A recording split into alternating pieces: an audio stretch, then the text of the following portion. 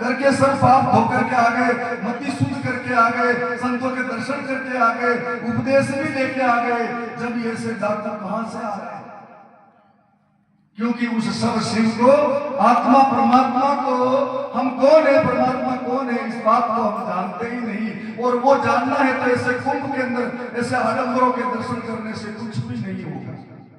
वहां जाओ, एक तो कोई एक पांव पे खड़ा है, हम ऐसा सोचते हैं कि तो महात्मा का पांव भी ऐसा हो रहा है, ये तो कई वर्षों से खड़ा है, ये तो बहुत चमत्कारी है। हम उनके जो बस में होकर के 1500 रुपये दे देते हैं, और कोई तो ऐसे दीवाना होकर गुरु का आशीर्वाद भी ले लेते हैं, लेकिन विचार नहीं करते कि ये घोड़ा है जो पूरी जिंदगी भर खड़ा रहता है। कल्याण होता तो पहले उसका होता, मनुष्य का तो नंबर भी बाद में आता। इसीलिए सज्जनों विचार नहीं किया, थोड़ा आगे निकल गया और तो एक बाबा है जो नोट बना रहा है। विचार किया गया तो बाबा जी ठीक है, सीधी मिल जावे एक ऐसी तो हमारे को भी है जो है जीवन भर आनंद रहेगा।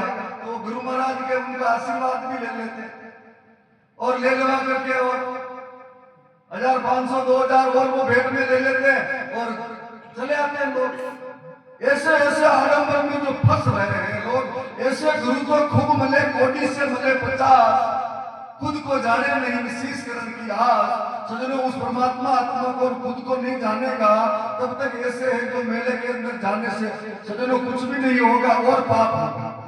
सजनों मैं इस सत्संग के मन से कह रहा हूं कि ये जो भी इस मंदिर में, इस तीर्थों में और ऐसे आडंबरों के अंदर प्रयागराज में जाने वाले लोग सब पापी, इसका प्रमाण देता हूं मैं कि ये शंकराचार्य गुरु गादी पर बैठ करके आज से 15 दिन पहले उन्होंने खुद ने कहा था और मैंने उसका वीडियो देखा उनका, जो वो कह रहे कि आने से पाप धुल जाएंगे, पुण्य मिल जाएगा।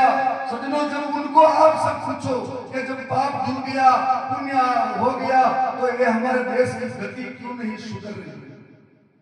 अपन खुद पूछे क्यों नहीं सुधर रही? इसलिए सजनों इससे कोई वास्ता नहीं है, ये अपनी अपनी इस जीवन के भारत के भोले भाले लोगों को ठगने के लिए ऐसा है। नहीं तो जीवन को, इस जीव को उपारना है तो हमारे को एक सत्संग की चरण में जाना ही पड़ेगा। और सत्संग ही ऐसा कि बता सकता है कि ये जीव नहीं ये शिव है। इस बात को सिर्फ एक सत्संग कर सकता सजनों, और कोई मंच है जो इसको जीव को शिव नहीं कर सकता। जीव शिव कब होगा?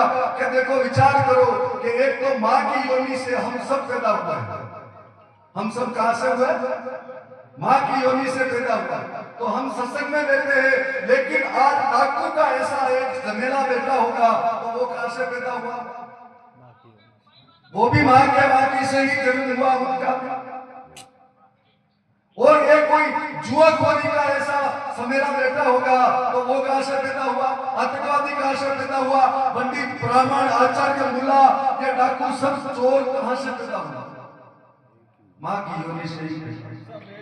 लेकिन सजनों एक बात का ध्यान रहे कि विशेष एक बात को जो गुरु के गर्भ से जो पैदा हो गया उसका आज दिन तक हम नाम लेकर के उनकी शक्तियों को, उनके ज्ञान को हम गा करके हमारे जीवन का कल्याण कर रहे हैं। जो गुरु के योनि से पैदा हुआ है, मां की योनि से तो सभी हुए, जो आतंकवादी हुए, चोर भी हुए, कोई रिश्वतखोरी हुआ तो कोई ऐसा पंच पटेल भी हो गया और कोई है जो ऐसा ब्राह्मण पंडित संत भी हो गया। लेकिन विशेष बात एक वो है जो मां गुरु के गर्भ से जो पैदा हो गया उसका गुणगान आज दिन तक हम कर रहे हैं। वो है जो क्या है कि वही है जो ये ज्ञानी शिव सनकादि नारद सुख सूर नूर गोपाल और गोरख कबीर भरत गोपिष्ठ मीरा और तुकाराम सजनों में से अनंत जो संत हुए हैं वो कहां से पैदा हुए? कि वो गुरु के गर्भ से पैदा हुए, जो आज दिन तक उनकी मौत नहीं हुई। वही अजर है, वही अमर है। उन्होंने उस शिव को जीव को शिव करके माना है और वो शिव सदा के लिए एक रस हो गए।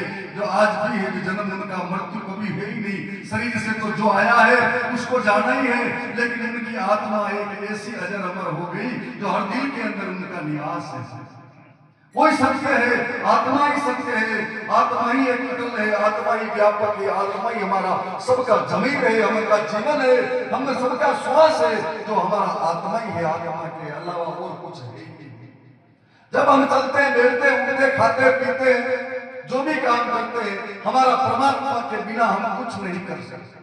हम तीर्थ करने जाएंगे तो परमात्मा अंदर होगा, फिर भी जाकर के हम तीर्थ कर पाएंगे, नहीं तो अंदर नहीं होगा तो तीर्थ भी नहीं कर पाएंगे।